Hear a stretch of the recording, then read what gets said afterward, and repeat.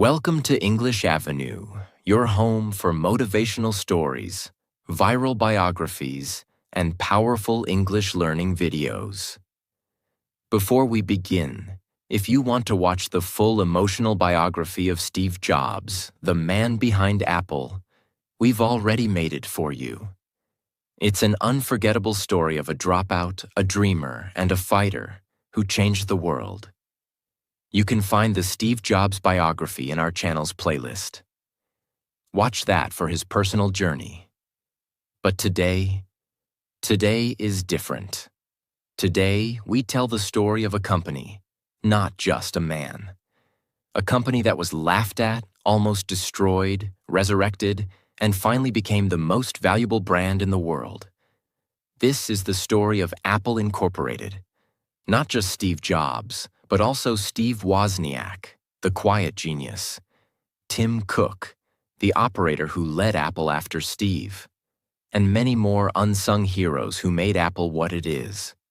In today's video, we'll walk you through how two young men started a tech company in a small garage with no money, how Apple lost everything, and how it fought back to win the world. How they created the iPod, iPhone, iPad, and changed music, communication, and computing forever. How the brand grew from $0 to $2.8 trillion in market value. And how vision, design, and boldness built a global culture. Not just a company. This isn't just a company story. This is a revolution. This is a business masterclass, a branding lesson, a storytelling strategy, and most importantly, a powerful English practice tool for you. Yes, this video is also made for your English listening and learning. We use simple sentences, emotional storytelling, and real vocabulary that will help you understand and improve your English fluency while you enjoy the story. So, sit back, take notes, and let the journey begin. We now start Part 1 of the Apple story. Part 1. The garage that birthed a giant. In 1976, in Los Altos, California, a 21-year-old dreamer named Steve Jobs convinced his old friend Steve Wozniak to help him build a computer. Steve Jobs was not an engineer. He was a visionary, a salesman, and a man obsessed with simplicity and design. Steve Wozniak, on the other hand, was a genius engineer, shy, quiet, and incredibly talented.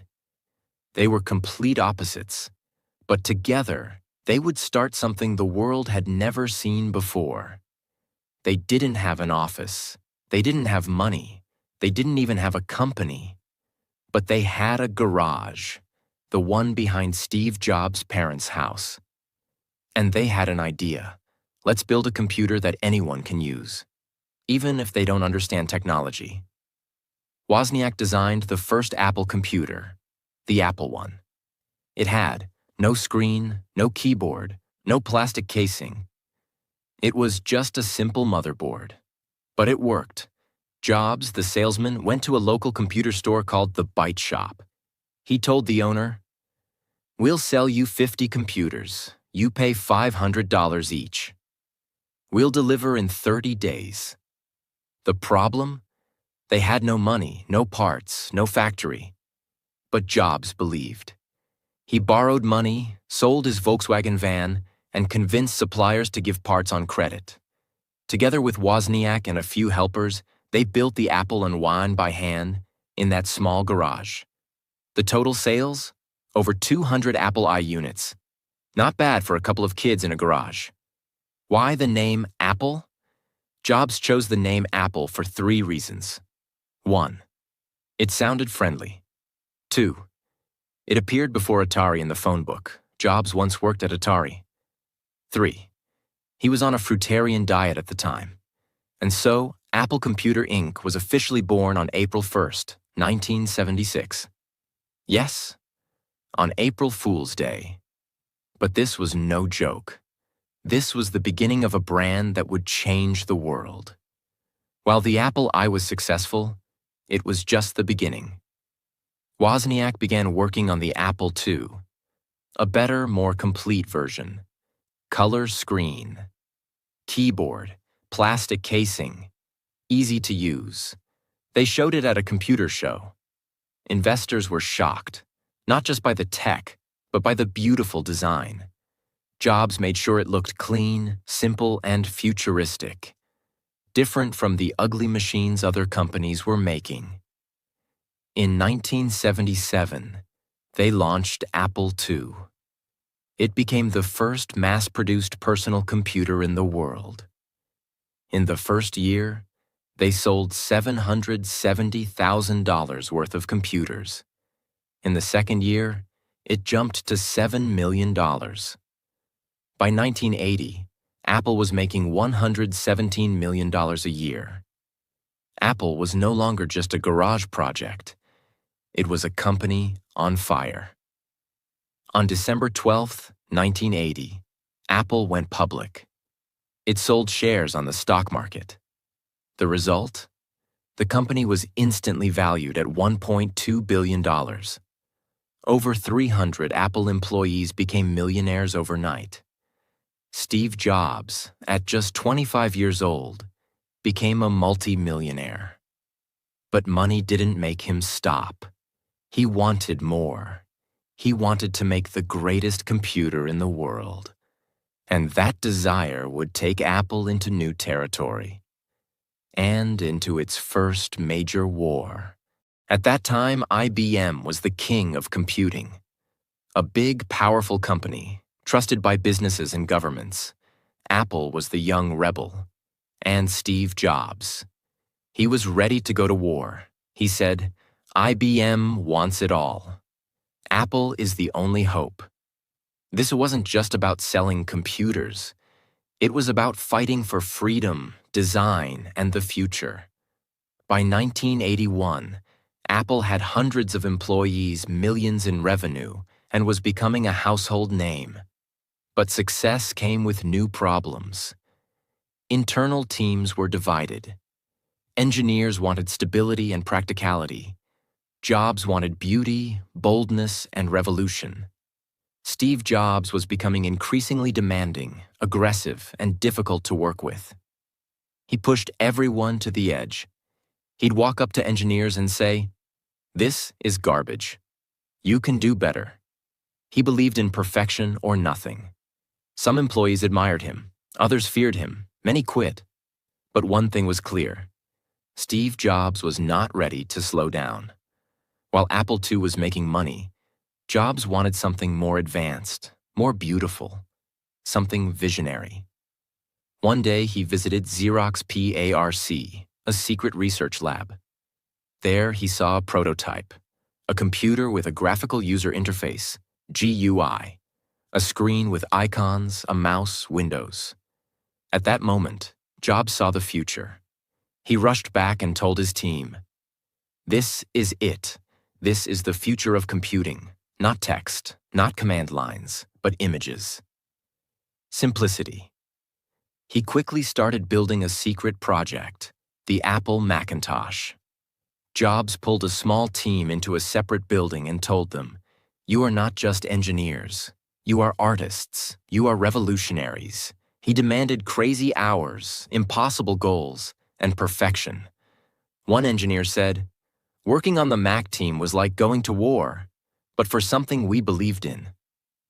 The Mac was compact, beautiful, had a mouse and GUI, easy to use, friendly and personal. But it was also expensive to make. Each unit would cost around $2,500 to build and would sell for $2,495, almost $7,000 in today's money. The marketing had to be legendary. To introduce the Macintosh, Jobs partnered with ad agency Chiat Day. They made a commercial, a short film directed by Ridley Scott, the same director of Blade Runner and Gladiator. The ad showed a gray, dystopian world where people obey Big Brother. Then a woman runs in, throws a hammer, and destroys the screen. Tagline: On January 24th, Apple Computer will introduce Macintosh. And you'll see why 1984 won't be like 1984. The ad aired only once, during the 1984 Super Bowl.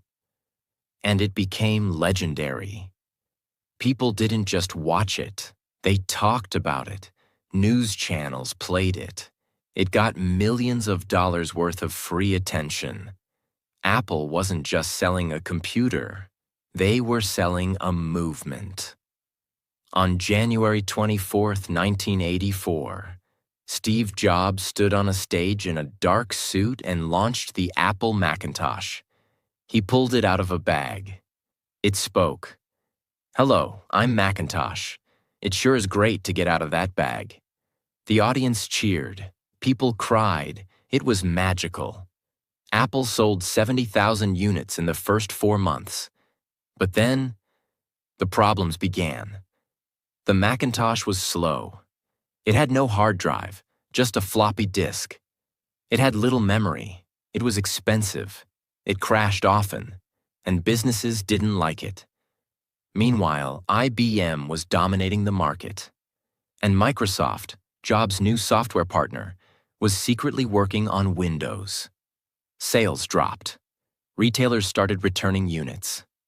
The board of Apple got nervous.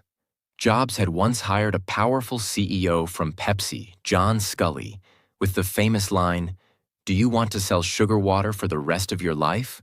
Or do you want to come with me and change the world?" But now, Jobs and Scully were at war. Jobs wanted big risks, crazy ideas, total control. Scully wanted discipline, numbers, predictable business.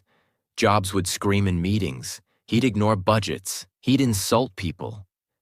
Finally, in 1985, the board of directors made a painful decision. They told Scully, "Steve is out of control.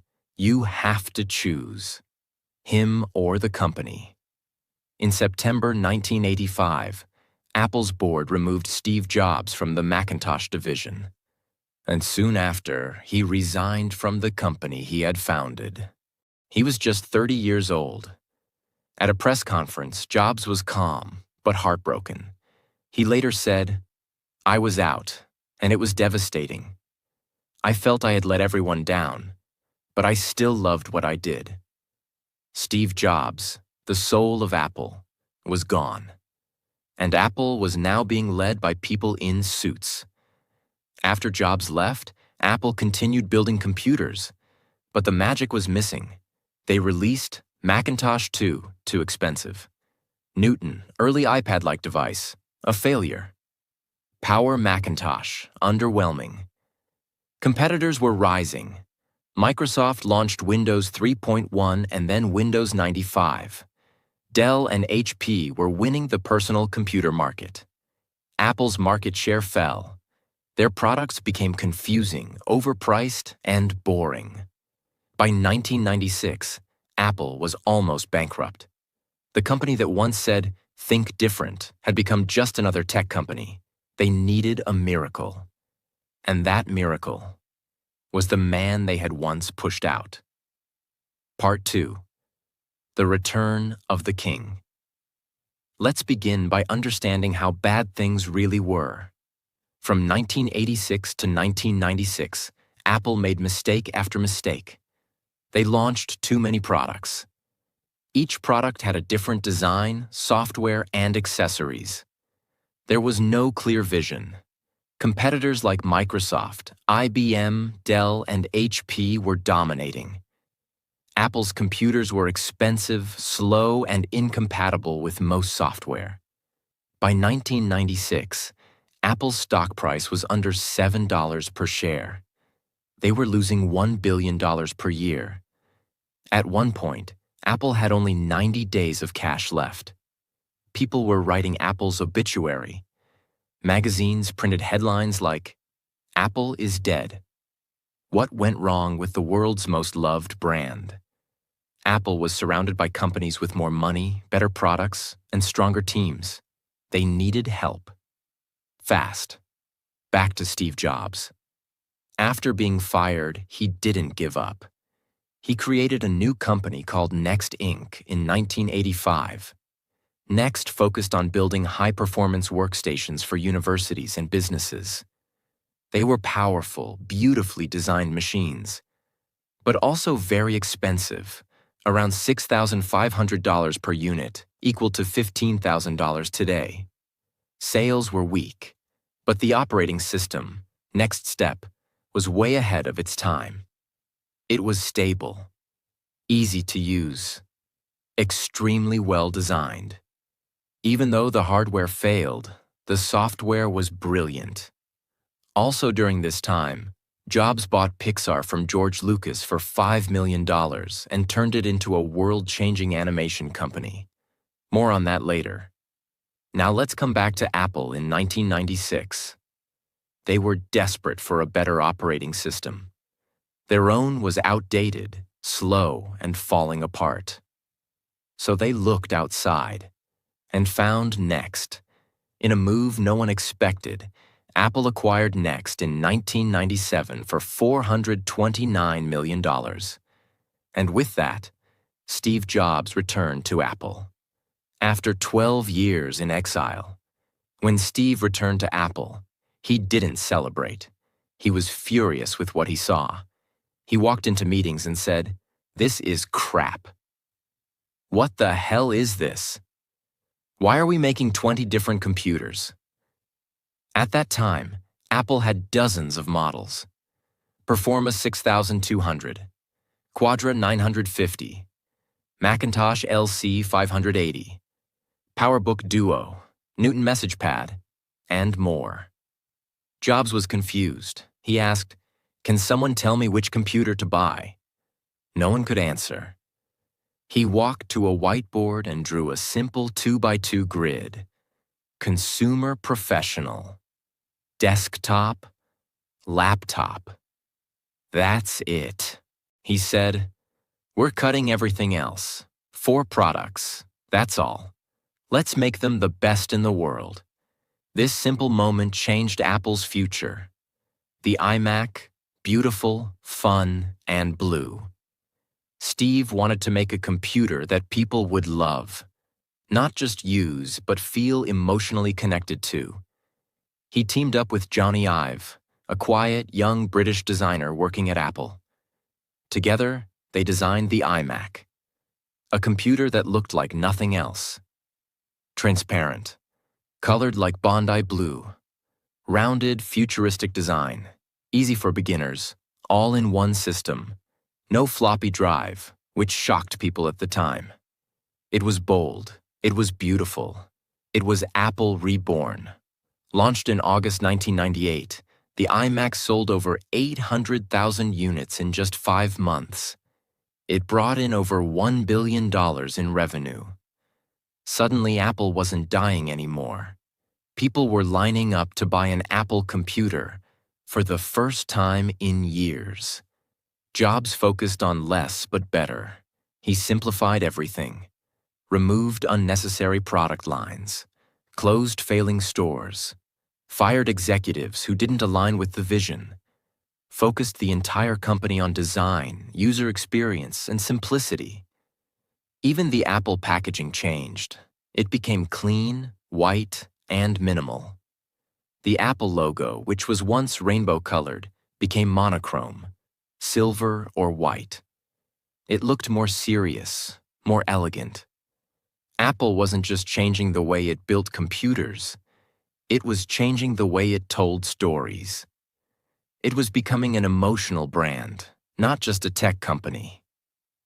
In 1997, Apple was $1 billion in debt. By 1999, thanks to the iMac and the new leadership, Apple became profitable again. Apple's stock price went from $7 to $99 within 3 years. Its market cap increased from under $3 billion to over $10 billion. New products like the Power Mac G4, iBook, and Cinema displays started gaining attention. But more importantly, people started believing in Apple again. Jobs famously said, "We're not just selling computers. We're selling tools for the mind that can change the world. One of the most surprising moments in Apple's comeback was this. In 1997, Jobs went on stage and announced, "We are partnering with Microsoft." People gasped, some booed. Why? Because Microsoft had stolen Apple's GUI years earlier and created Windows. Steve Jobs and Bill Gates were seen as rivals. But Apple needed help. Microsoft invested $150 million in Apple to help it survive, with an agreement that Apple would support Microsoft Office on Mac. Jobs said, "We have to let go of the idea that for Apple to win, Microsoft has to lose." This humility and this strategic move bought Apple time. Time to rebuild, time to innovate. By the year 2000, Apple had a profitable business, a powerful new operating system based on Next, strong design language, a passionate user base, and most importantly, a fearless visionary back in control. But Apple wasn't finished. In fact, it hadn't even started the most important part yet. Apple was safe, but Jobs was not here to play it safe. By 2001, Apple had stabilized. The company was back in profit. New computers were selling well. The brand was cool again. But Steve Jobs wasn't interested in playing safe. He had something bigger in mind. He didn't want Apple to be just a computer company. He wanted Apple to become a part of your lifestyle. He once said, "The problem with Microsoft is that they have no taste." Apple is about the intersection of technology and liberal arts. We care about beauty. About Soul Jobs was obsessed with design, music, experience, and simplicity. That's when an idea was born. At the time, the way people listened to music was a mess. CDs were bulky. MP3 players were ugly and hard to use. File sharing was illegal and dangerous. Remember Napster? Jobs saw the future clearly. He told his team, "Let's build a music player. But not just any music player. It has to be simple, elegant, and it must feel like magic." The team began secretly working on the device. It was led by John Rubinstein, hardware; Tony Fadell, system architecture; Johnny Ive, design. And in October 2001, they launched the very first iPod. It was small, size of a deck of cards, white and clean, had a click wheel, 5 gigabytes of storage, and could hold 1,000 songs. Steve stood on stage and said just one sentence. "This amazing little device holds 1,000 songs, and it fits right in your pocket." The world had never seen anything like it. The iPod was not just a product. It was a movement. People didn't just buy the iPod. They felt it. Apple's marketing was minimal, artistic, and cool. Remember the famous silhouette ads? Black figures dancing, white iPods and earphones popping against bright-colored backgrounds. No words, just music and emotion. It wasn't about features anymore. It was about feeling. Apple was no longer selling products. Apple was selling identity. The original iPod only worked with Mac computers. That meant 95% of Windows users couldn't use it. Sales were slow at first.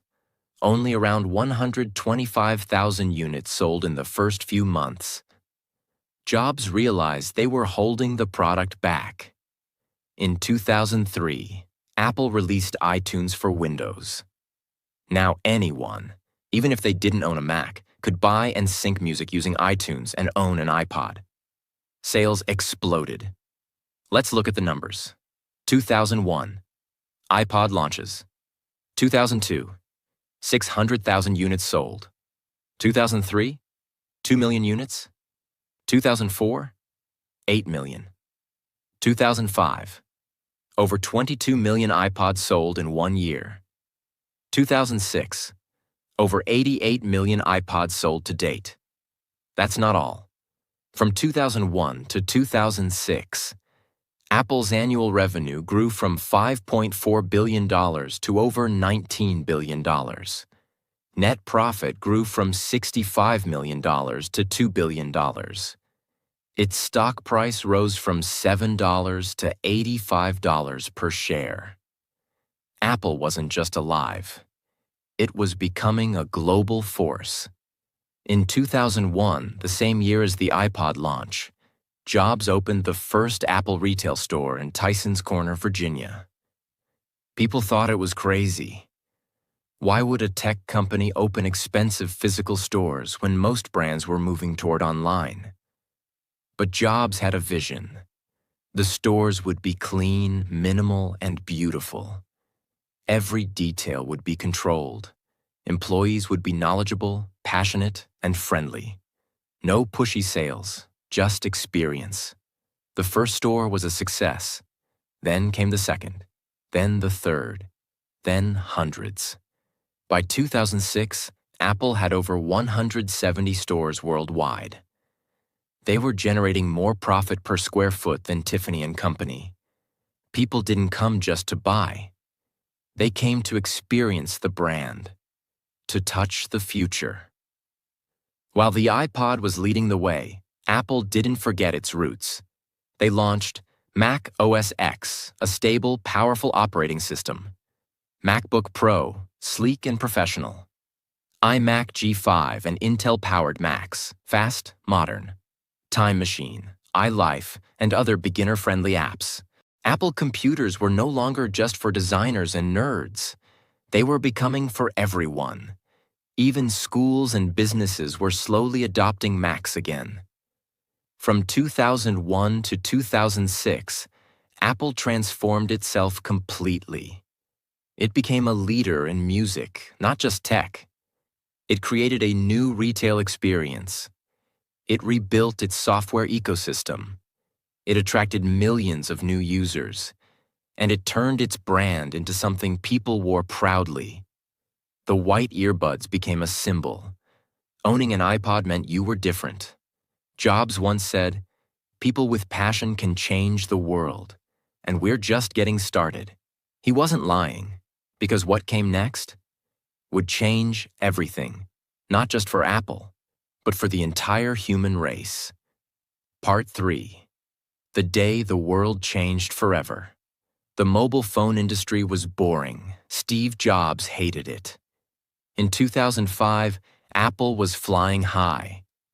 But Steve Jobs was frustrated. He looked around at the mobile phones in the market and saw ugly, clunky, confusing devices.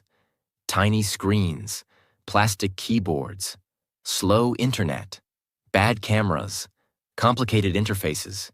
Even the best phones, or from Nokia, Motorola, and BlackBerry, felt old and frustrating. Jobs said to his team, "These phones are not smart. They're stupid. We can do better. Much better." But Apple didn't know anything about the phone industry. So they partnered with Motorola to create a phone called the Motorola ROKR, which included iTunes support. It was a disaster. Ugly design, slow syncing, could only store 100 songs. Bad user experience, no magic. Jobs was embarrassed. He called it the wrong approach. And then he made a decision that would change the future of Apple and the world. Jobs gathered a small team of Apple's top engineers and designers.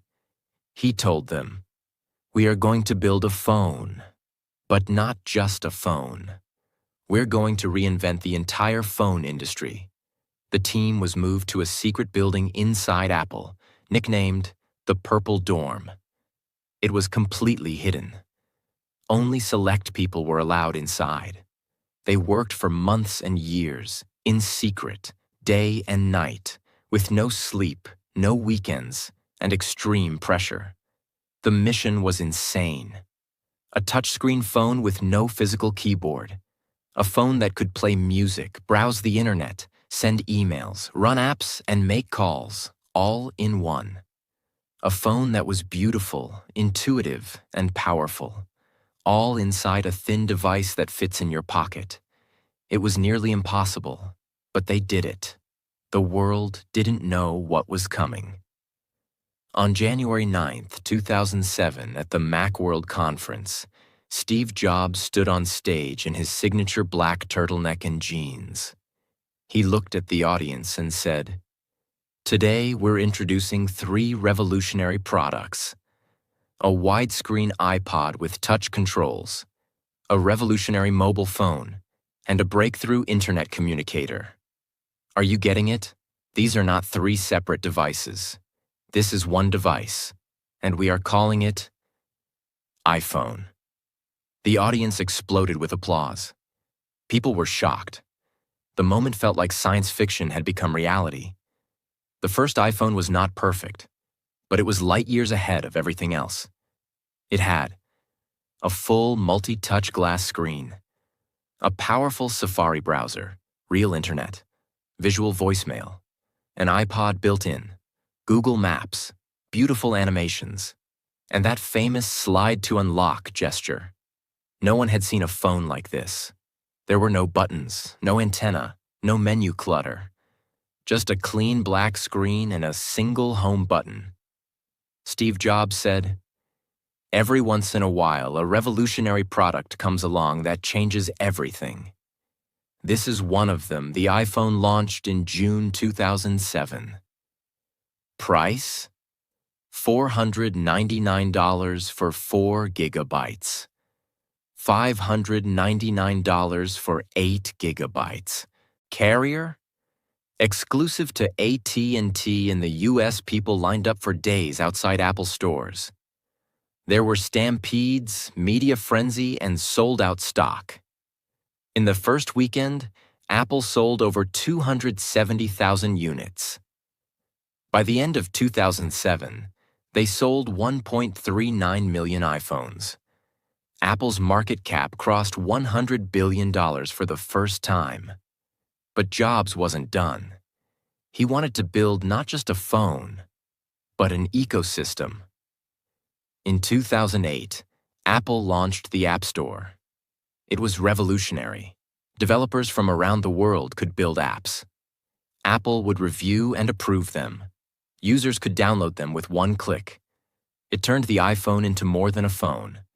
Now it was a flashlight, a calculator, a game console, a travel guide, a camera editing studio, a calendar, a social media tool, and anything else a developer could imagine.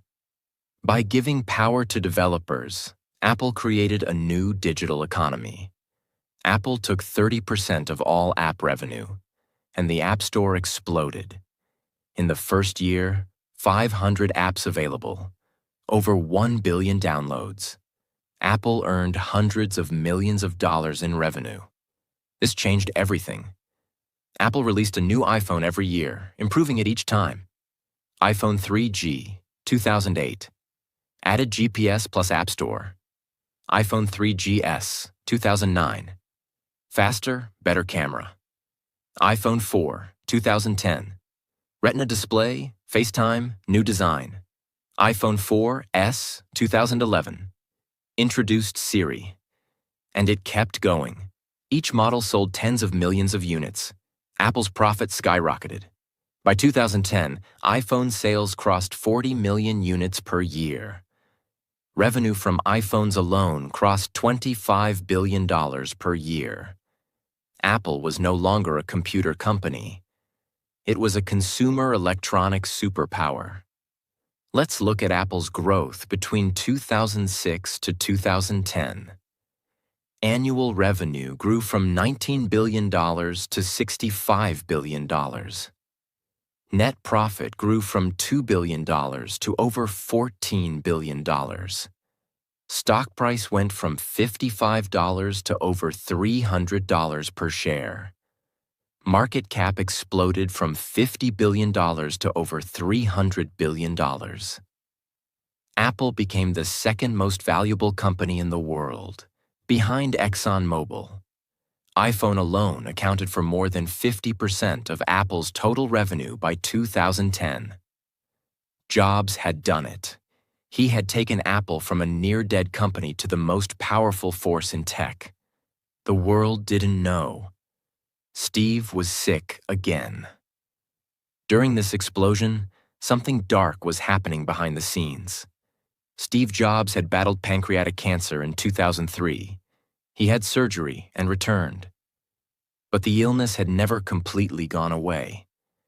In 2008 to 2009, Jobs took a leave of absence due to health reasons. Rumors spread. Apple's stock fell every time he appeared too thin in public. But Jobs kept working.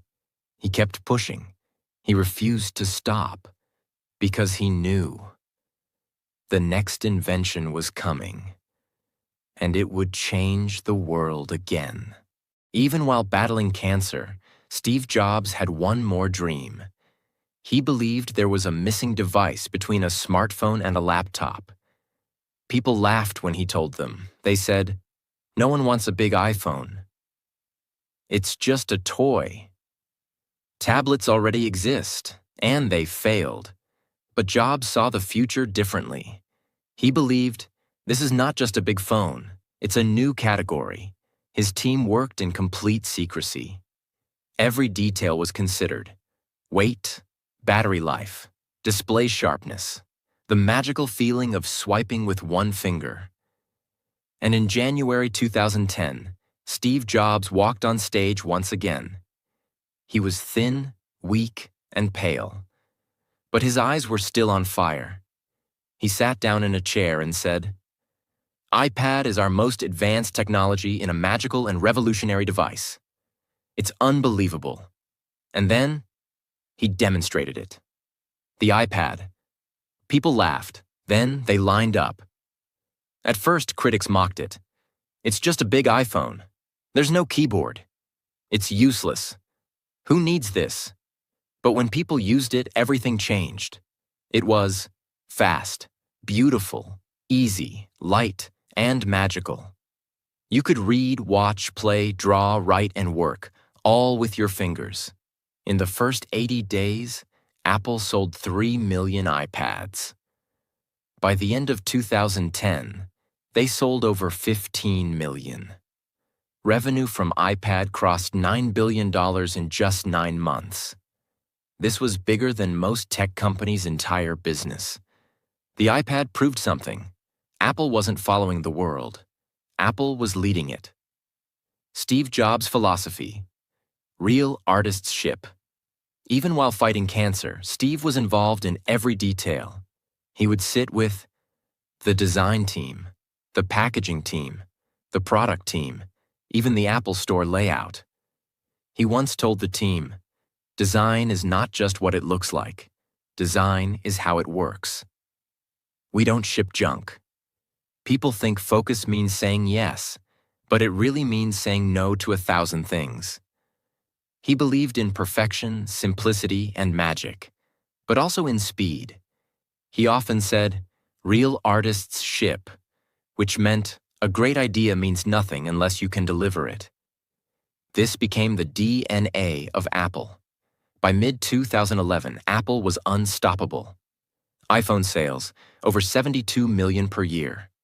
iPad sales, over 32 million per year. Mac sales, steadily increasing again. App Store, over 15 billion downloads. Annual revenue, $108 billion. Annual profit, $25 billion. Stock price, $390 per share.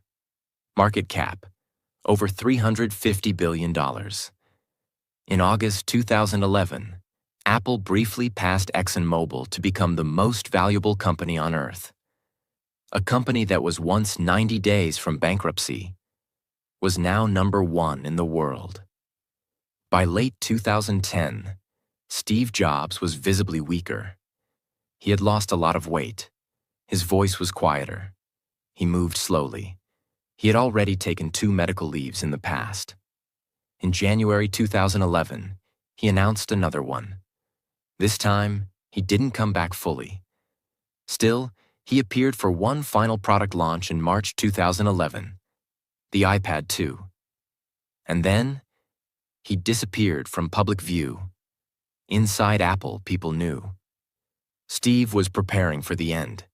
He spent his last months with his wife, Lorene, his children, his close team, and in his garden, reflecting. On August 24, 2011, Steve Jobs sent a short letter to the Apple board. He wrote, "I have always said if there ever came a day when I could no longer meet my duties and expectations as Apple's CEO, I would be the first to let you know. Unfortunately, that day has come." He resigned as CEO. The board appointed Tim Cook, a quiet, disciplined operations expert who had worked by Steve's side for years. Steve became chairman of the board. But the world knew. This was goodbye. On the evening of October 5, 2011, Apple released a press statement. "We are deeply saddened to announce that Steve Jobs passed away today. He was 56 years old. People cried. Customers lit candles outside Apple stores.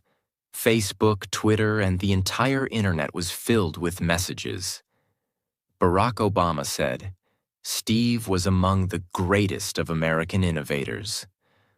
Bold enough to think differently, brave enough to believe he could change the world, and talented enough to do it,' Bill Gates wrote. The world rarely sees someone who has had the profound impact Steve has had, the effects of which will be felt for many generations to come. Even rivals bowed. He didn't just leave a company, he left a blueprint for excellence. He left a culture of perfection, focus, minimalism, vision over numbers, emotion over specs. Apple wasn't just about what you buy. It became about what you believe. In one of his final speeches, Steve said, "We're here to put a dent in the universe. Otherwise, why even be here?" And he did. Part 4. Legacy Beyond Life. The man Steve trusted to carry the flame, Tim Cook, was stepping forward. Tim Cook was nothing like Steve Jobs. Where Jobs was emotional, explosive, creative, Cook was calm, reserved, strategic. People were nervous. They asked, would Tim Cook take risks? Would Apple still innovate? Would the company slowly fade away without its soul? But Tim had one thing: Steve's blueprint. Before his death, Steve Jobs had spent months preparing the company, a product roadmap for years ahead, a leadership structure, a culture built on simplicity, excellence, and focus. He told Tim, "Don't try to be me. Just be yourself. But do what's right for Apple." And Tim Cook did exactly that. Right after Steve's death, Apple launched iPhone 4S, already in the pipeline, iPad 3 with Retina display, iPhone 5, taller screen, Lightning connector, iOS 7, massive UI redesign, iPad mini, compact and affordable. In 2012, Apple earned $156 billion in annual revenue. Net profit, $41.7 billion. Market cap, $500 billion. Apple wasn't slowing down. But then, the big question came. What will Apple invent now? That answer came in 2014. In September 2014, Apple announced its first brand new product since Steve's death: the Apple Watch. It was more than a watch. It tracked your health. It showed messages. It played music. It had custom watch faces. It was deeply personal. The original idea had come from Steve's early vision of personal technology, but it was Tim Cook's team that brought it to life. In 2015, the Apple Watch launched. Critics were skeptical, but by 2020, it had become the #1 best-selling watch in the world, beating even Rolex and Casio. A computer company now made the world's most popular timepiece. In 2016, Apple removed the headphone jack from the iPhone 7. People were furious. Where will I plug in my headphones? This is greedy. This is arrogant. But Apple had a plan. AirPods, wireless, tiny, simple, with no buttons, just intelligent sensing and seamless connection. At first, people mocked them. You look like toothbrushes in your ears. You'll lose them. Then people tried them, and the world changed. AirPods became a cultural symbol of coolness, simplicity, and status. In 2022, Apple made over $15 billion from AirPods alone. That's more than the entire annual revenue of Spotify. Since 2006, Apple computers had used Intel processors, but Apple was tired of depending on another company. In 2020, Apple announced it would make its own chips, starting with the M1 chip. This was a huge risk. What if performance dropped? What if software broke? What if users didn't adopt? But the M1 MacBooks were a triumph. Faster than any other laptop. Longer battery life. Cooler and quieter. Seamless app performance. Critics said, "This is the biggest jump in computer performance in over a decade." Apple proved, again, that it could reinvent its own products without Steve. Let's look at the unbelievable growth after Steve Jobs. Year revenue, USD. Net profit, USD. Market cap, USD. 2011, 108 billion, 25 billion, 350 billion. 2015, 233 billion, 53 billion, 700 billion. 2018, 265 billion, 59 billion, 1 trillion.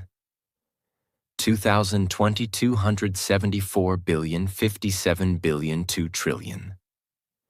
2022 dollars, $394 billion, $99.8 billion, $2.9 trillion.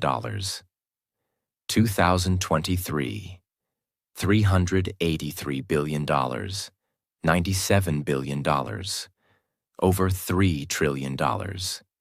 In 2023, Apple became the first company in human history to cross $3 trillion in market value. That means Apple was worth more than Tesla plus Amazon plus Facebook plus Netflix plus Coca-Cola plus McDonald's plus Nike combined. And it started in a garage. Today, Apple is not just a brand. It's a global lifestyle. People wake up and check their iPhone, track their health with their Apple Watch, listen to music with their AirPods, work and create on their MacBook. Watch shows on Apple TV plus pay with Apple Pay. Back up everything to iCloud. Apple is now a part of your home, your body, your mind, and your wallet. Tim Cook doesn't shout. He doesn't seek attention. He doesn't do dramatic speeches. But what he did was transform Apple from a product company into an empire. Under Tim Cook, Apple became more global, more inclusive, more environmentally focused, and more financially powerful than ever. He proved that discipline and vision can exist together. Even though he didn't invent the iPhone, he scaled it to reach every corner of Earth. Let's remember what makes this story the greatest of all time. Started in a garage. Almost went bankrupt. Founder was fired, made a comeback. Invented products that changed the world, lost its visionary. Still rose to become the most valuable company on Earth. No company in modern history has ever combined technology, design, emotion, branding, storytelling, simplicity, as perfectly as Apple. Steve Jobs is gone, but walk into any Apple store. Hold any iPhone. Listen to the startup chime of a MacBook, and you'll feel him. He's there, in the curves, the colors, the silence, the power, the simplicity. He once said, "The people who are crazy enough to think they can change the world are the ones who do." He believed it. He proved it. and he left behind a company that will inspire generations forever.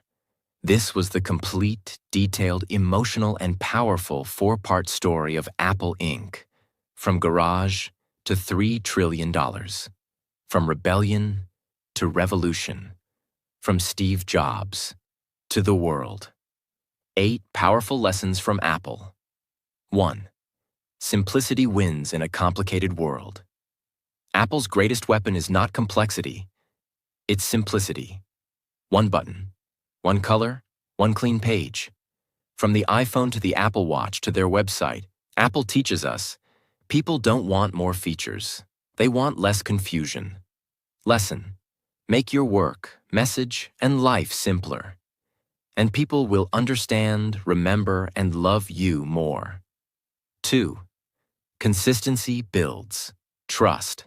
Apple releases a new iPhone every year, a new iOS, new updates, on time, polished, familiar. They never disappear. They never stop showing up. Lesson: if you want to build a strong brand or a strong life, show up consistently, over and over again. Let people trust you. 3. Emotion is more powerful than features. Apple never says, we have 4 gigabytes RAM. We use 16 core chips. They say, it just works.